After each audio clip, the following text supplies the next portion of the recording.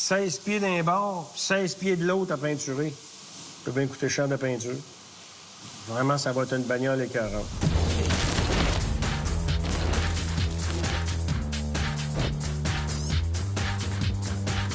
Cette émission vous est présentée par Hagerty Assurance. Conduisons ensemble. Et par Napa Pièces d'auto. Les pièces, on connaît ça.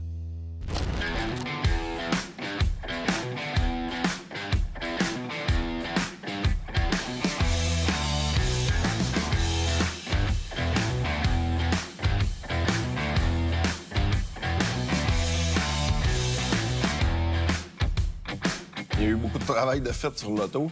Dans le fond, la carrosserie a été mise sur le pré-mort cette semaine, partout. L'intérieur, le dessous, les quaders puis tout. Ça, c'est déjà un bon bout de fait, là. En parallèle à ça, on a travaillé sur le cadre, le frame. Le frame est prêt à peindre aussi. Fait que, ça va super bien. En plus, on a reçu notre batterie, enfin. Aujourd'hui, à Pieuvre, lui, il va faire la finition sur la batterie parce que le couvercle de batterie, ça, c'est du métal brut, là. Puis on veut que, mec, on ouvre le hood, la batterie, ça fasse wow. Tu sais, le dessus de la batterie, là, faut que ça soit lustré comme l'auto, puis, tu sais, à perfection, là. Fait que là, c'est ça qu'il va faire aujourd'hui. Puis Marie, elle, pendant ce temps-là, on va commencer à ressabler le pré-mort en dessous. Parce que là, c'est une première couche de pré-mort. Le plancher il était bien magané. Pas autant que la Plaza, mais quand même beaucoup de réparations sur le plancher. Des modifs aussi, parce qu'on a coupé pour faire quelques modifs sur le plancher à cause de la batterie. Fait que là, la première finition est faite, mais à un moment donné, c'est que on voit plus clair, tu sais. Tu fais le tour du char, puis là, on voit tout le temps des affaires, puis tout, on voit plus clair. Fait que là, en mettant une bonne couche de pré-mort partout, fait que là, on voit nos derniers petits défauts, tu sais. Là, on se concentre sur le dessous pour que quand le frame va être peinturé, on peinture le dessous, puis on va raccorder ça avec la batterie, le filage, puis tout. Le dehors sera pas peinturé encore, mais tout en dessous, ça va être fait. On ne touchera plus à ça, ils vont être raccordés ensemble. Puis après ça, on fait la finition sur l'extérieur, on peinture l'extérieur. Après-midi, théoriquement, on s'en va peinturer le frame à Beaupré. Avec les gars, avec Martin et Tigui, ils sont en train de préparer ça. Puis fait qu'après dîner, on s'en va rejoindre les gars, puis on va voir enfin la couleur qu'on a choisie pour la Cadillac, tu sais. Parce que c'est bien beau le dessin, là, mais c'est pas évident non plus de faire une couleur. Fait que là, Martin nous a fait une couleur custom avec un super de métallique. Puis Pierre il a approuvé la couleur, bien entendu. Fait que ça va être ça à la coche.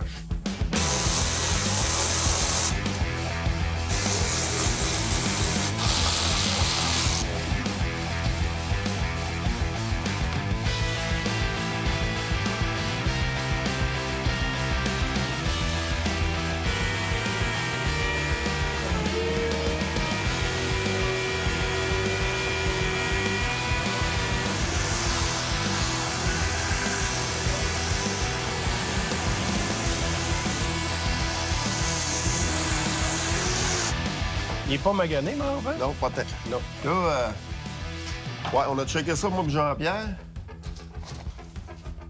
Ça me fait chier parce que c'est une vitre en toile. On n'est pas capable d'avoir de vitre en vitre à court terme. Fait que Jean-Pierre, il m'a expliqué comment le démonter. Ça, on a tout ça en neuf. Les caoutchoucs, on a tout ça en neuf.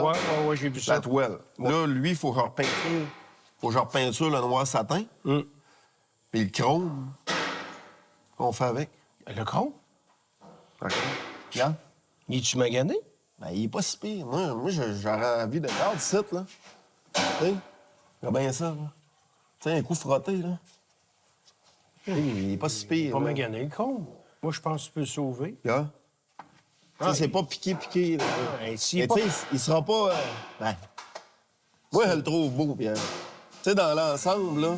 Il a pas l'air magané. Non. Regarde, ça part tout, là. Ouais. Mais qu'il soit frotté, là, il va être sur la coche. Fait que... On ferait pas ça. C'est origine, en plus, tu sais. C'est ça. Fait que là, on fait quoi avec ça? Ben là, on le débite, puis on le démange.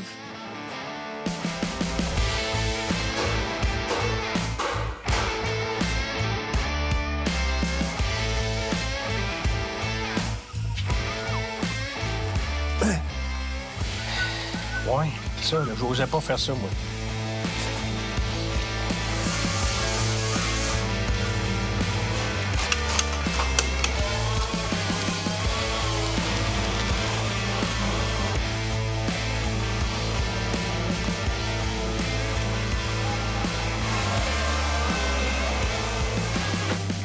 premièrement, on s'est aperçu qu'on va avoir pas mal de finitions à faire dessus. Fait que pour être sûr qu'il y ait une bonne adhérence, bien, on enlève le maximum qu'on peut de noir, qui est un protecteur pour le métal lors du transport, pas que ça rouille. T'sais. Fait que là, en graffinant comme ça, bien, tu t'assures que ton primaire va bien adhérer à la surface. Puis là, bien, on s'est aperçu que lors du pliage, bien, il y avait des petits défauts dans la structure. Fait que là, il faut tout corriger ça. Donc, bosser, essayer de ramener ça le plus possible. C'est ça qu'on est en train de s'enligner à faire. Faut-tu, comme là, je me mets un tape pour être sûr que mon cassé, que ma ligne, elle soit bien douette, tu sais. Parce que quand j'arrive à ce niveau ici, j'ai une petite baisseur. Fait que, en mettant un tape, puis j'arrive avec mon plastique, quand j'enlève mon tape, ben, je suis bien douette. Après ça, je repars à l'inverse. Puis je m'assure qu'il n'y ait pas de bulle en dessous, puis tout. Fait que... C'est des structures quand même assez épaisses, ça se débosse pas comme on veut. Puis quand c'est dans un pli, il n'y a rien à faire. À part que de. Ici, on le voit bien. Là. Alors, quand tu passes avec la sableuse, tu vois une poche comme ça, là, c'est parce que là, tu sais, ta tôle, elle a subi un stress. Fait qu'on va déstresser au plastique parce que c'est trop épais.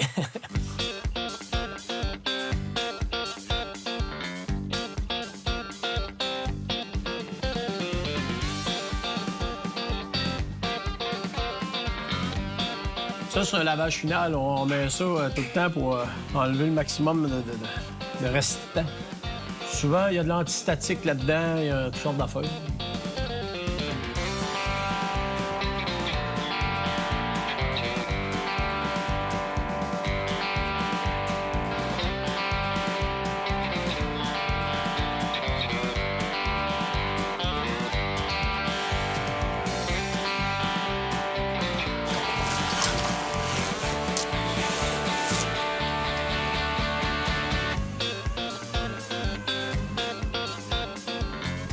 Celle-là, je vais pas pouvoir les enlever. Christian, il... Non.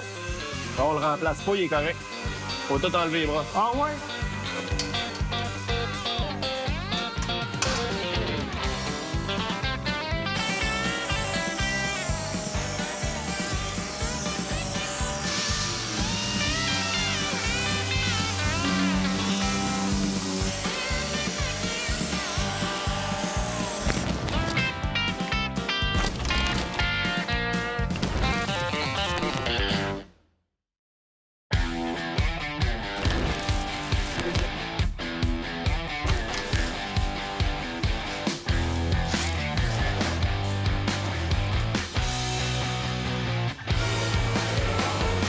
On a notre tableau de bord. En fait, c'est le dessus. C'est le tableau de bord, ça? Oui, la tablette sur le dessus. Ouais. Elle, il faut qu'on la... Le dashpad, comme on dit en anglais. Hein? Le dashpad. C'est ça. Et elle, il faut la changer de couleur. Mais là, dans le design intérieur, là, ben, il s'en va blanc. Puis là, ben, ça va être la discuter avec Jean-Pierre si on le recouvre de cuirette ou si on le fait teindre. Parce que comme je t'expliquais ici, là, ça va être dur pour Jean-Pierre de venir faire la cuirette autour de ça. Mais ça se fait. Parce que ici, à la limite, la grille, d'après moi... Il n'y a même pas besoin d'y toucher. Non, mais d'après moi, elle doit s'enlever. Ah ben oui, regarde. C'est ça. On va y enlever tout de suite. Oui. Il n'aura pas d'impact. C'est quoi ce bidule-là, ici, là? Ça, c'est après quelques recherches. Là, je fais semblant de pas le savoir. On fait semblant de pas le savoir. C'est un capteur. Oui! Otronic Eye. Otronic Eye. Qui servait à détecter les lumières des autos, comme sur les autos d'aujourd'hui. Ouais. Mais en 63. Madame a détecté les lumières, mais ça faisait quoi? Ben, c'est les lumières de jour. Quand même, hein? Fallait le faire. En 63. En 63, ça existait. Exact. On est impressionnés aujourd'hui d'avoir ça sur nos autos. Ouais. Quelle blague! Là, ben, si je comprends bien... Il y a un adapteur, un ajusteur. T'avais la sensibilité ici, tu sais. Belle petite patente. Franchement... Là, on a décidé de la laisser là. Ah ben oui! Puis on va probablement la peinturer comme l'extérieur de l'auto. Exact. Bleu. Ouais. Ça a été introduit en 1952. Après d'autres recherches intempestives.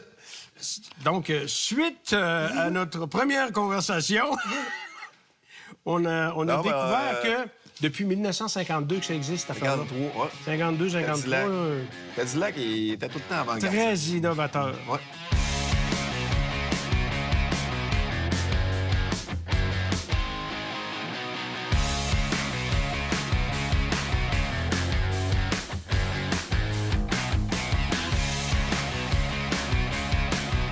Bon, notre Cadillac, c'est une voiture de collection. Donc, le châssis, il faut qu'il soit impeccable. Pareil comme l'extérieur de la carrosserie. Il va être la même couleur, d'ailleurs, un bleu perlé.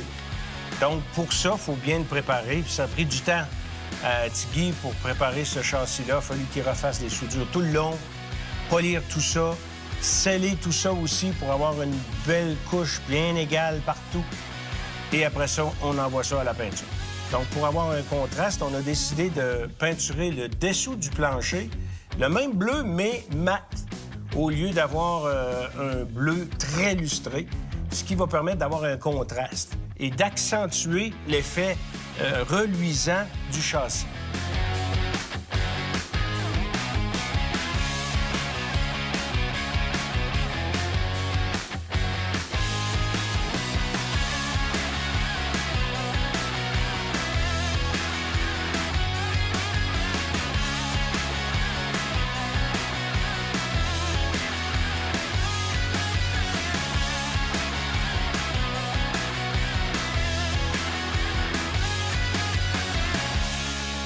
« 16 pieds de châssis. Il vaut son pesant d'or, le petit châssis. »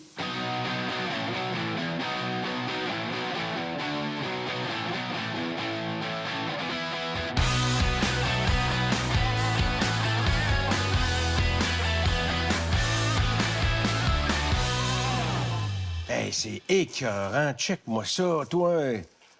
Wow! Ça n'a pas de bon sens, mais c'est beau. Ça, c'est les attaches du sous-châssis. C'est ce qui supporte le moteur puis le rouage d'entraînement arrière, la propulsion.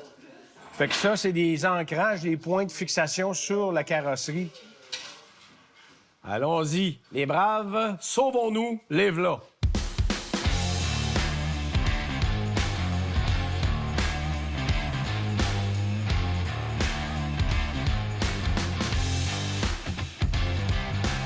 Malheureusement, la batterie n'est pas prête. Hein? Non. Parce qu'on a fait, on s'est préparé pour la journée d'aujourd'hui. On a préparé la carrosserie pour peinturer le dessous, le plancher, l'intérieur. Pour pouvoir la rasseoir au plus vite sur le frein. Puis en parallèle à ça, Marie, la pieuvre, puis tout, on a tout préparé les pièces de suspension. On a fait remplacer les balles joints, on a fait remplacer les bushings de table. On a un steering box neuf, toutes les composantes de la suspension de Tesla, qui inclut le subframe ici, là, en français. Le sous-châssis. Le sous-châssis. D'ailleurs, je le tiens dans mes mains, je sais pas si tu as remarqué, mais c'est parce que je trouve cette pièce tout à fait remarquable. C'est vraiment beau. C'est vraiment une pièce d'anthologie. La couleur, La couleur qu'on a choisie, il y a beaucoup de perles dedans. Même qu'on a doublé le perle dans cette couleur-là. Qu'est-ce qui fait que quand il y a des courbes, la couleur travaille, elle change de couleur, le métallique travaille. Fait que, tu sais, quand il y a des formes rondes comme ça, là, c'est là qu'on voit tout le travail que la couleur a fait. Ouais. Ah ouais. Tu sais, c'est les plus belles tables de roue de Tesla au monde. Ça, c'est sûr.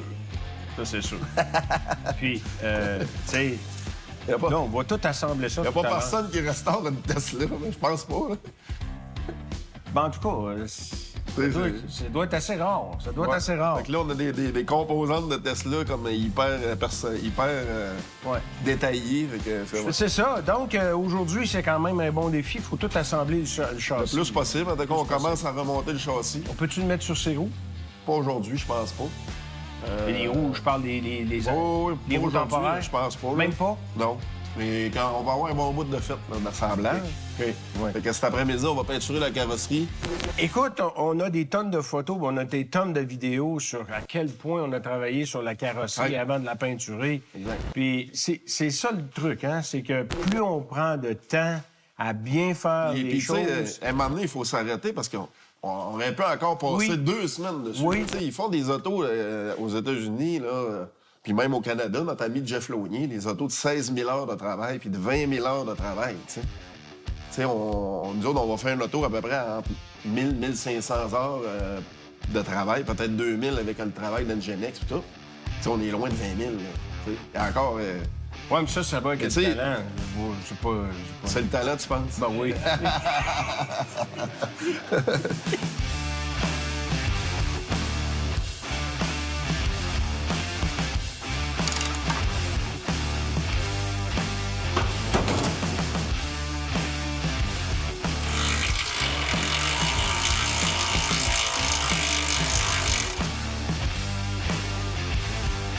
OK, on va dans le bord, Pierre. Donc, c'est le boîtier de la conduite. C'est ce qui permet de transmettre le mouvement du volant de gauche à droite. Dans le fond, c'est la direction, c'est ce qui contrôle les roues. Ce qui est unique, c'est que au lieu d'avoir un compresseur hydraulique qui est entraîné par le moteur comme avant, avec une courroie, bien, tu sais, un compresseur, là, c'est un petit compresseur électrique qui fournit la pression.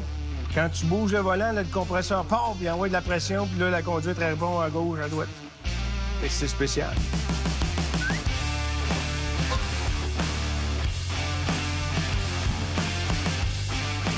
Et voilà! Parfait. Beau, ça. Ah, là, Hop, là.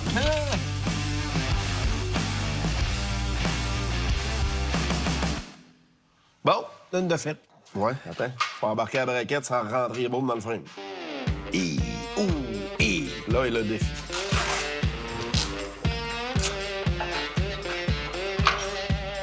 Ça marche-tu, Pierre? Wow! Ça marche pas en bas. Je vois comme ça.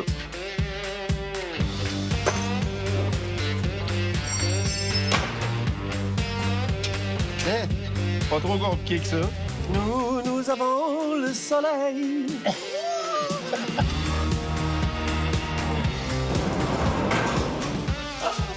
Pas bonne idée. Pas bonne idée.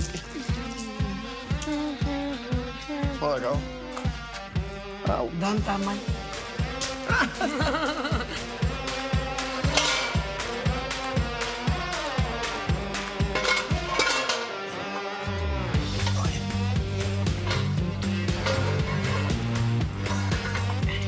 Ah.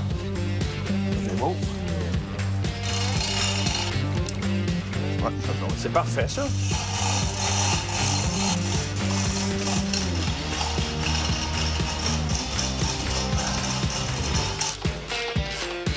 Oh boy, de toute beauté!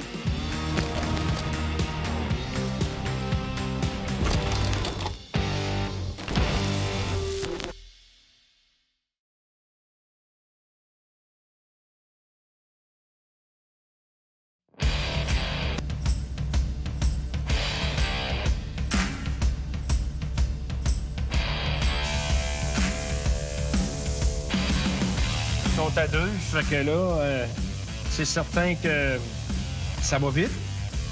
Martin, mettons, il fait un bout de carrosserie en arrière.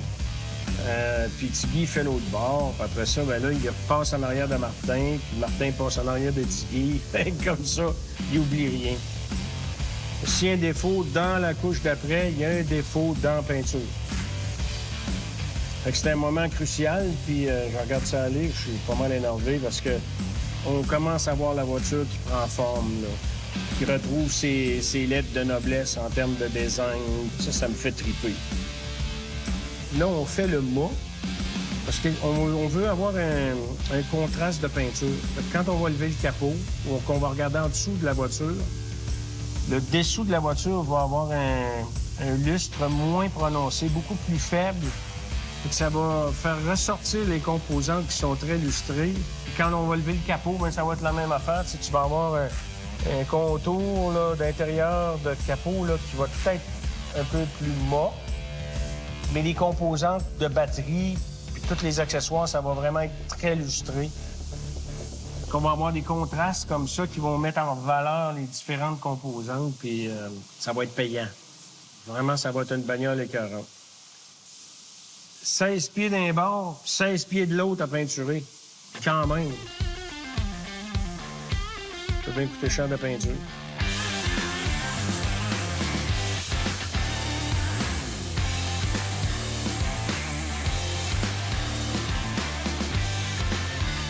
Bon, ben ça y est, les gars sont en train de faire le bleu. Puis après, lorsque ça va être terminé, ils vont y aller avec la couche de scellant, qui est en même temps un lustré, qu'on appelle le clear. Puis la carrosserie va être prête à remonter à l'atelier. Et là, bien évidemment, dans les prochains jours, on va marier la carrosserie au châssis et commencer à remonter la voiture. Parallèlement à ça, ici, il reste une pièce maîtresse c'est la batterie. Tout est prêt à être branché, mais avant, il faut peinturer ça. La même couleur que l'extérieur de la voiture. Donc, le bleu lustré, le bleu nuit électrique. Et il y a toutes les composantes de carrosserie qui sont là, qui sont en gris, là, au fond. Là, tout ça, là, ça reste encore à être peint. Aussi, soit dans le bleu mat ou encore dans le lustré, dépendamment où vont les composants.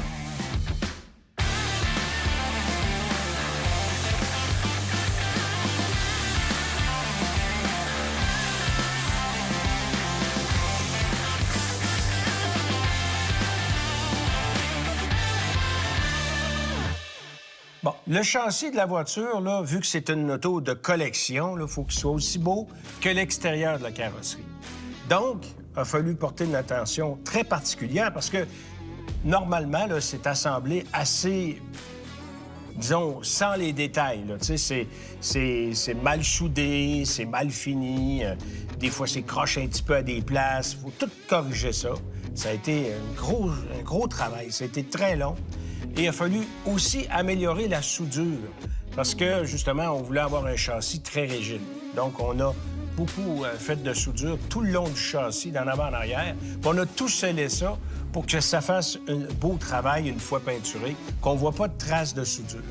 Donc, un travail long et qui demandait beaucoup d'attention particulière.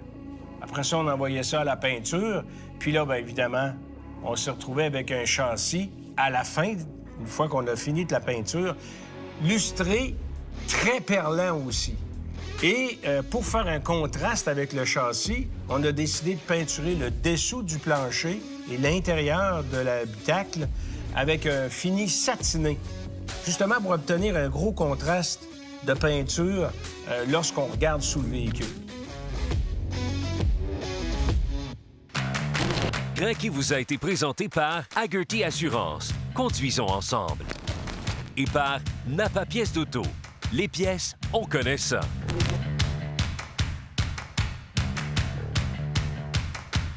Ce matin, on va voir apparaître le véhicule parce qu'on assemble les deux ailes en avant, on assemble le capot. Prends ton temps, Tigui, ça presse pas. Déjà, je fais. Il n'y a plus de sang au bout des doigts, mais prends ton temps. Ça se peut-tu que le panier soit pas du bon bord?